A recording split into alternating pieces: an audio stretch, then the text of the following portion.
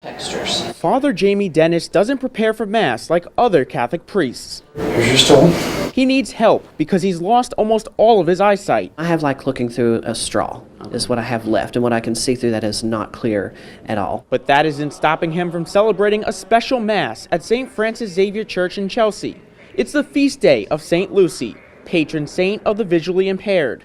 A Kentucky priest, Father Dennis traveled to New York to honor the 4th century Italian saint. After having her eyes ripped out for being Catholic, it's believed St. Lucy was still able to see.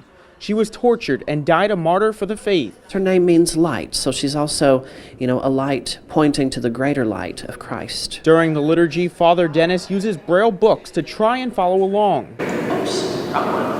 The Xavier Society for the Blind providing the books. For over a century, the nonprofit organization gives free Braille and audiobooks, so thousands of Catholics across the United States and 20 other countries can grow closer to Christ.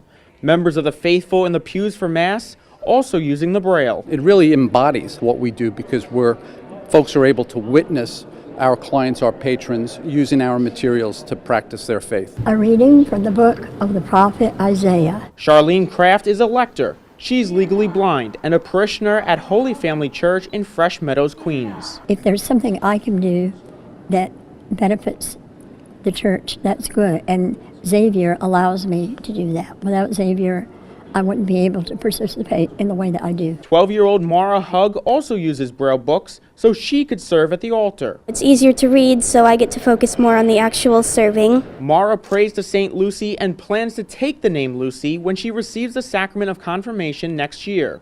Following Mass, Mara and other worshipers venerated a sacred relic, touching and kissing a piece of St. Lucy. For the blind, their patron saint guides them. In Chelsea, Tim Harfman, Currents News.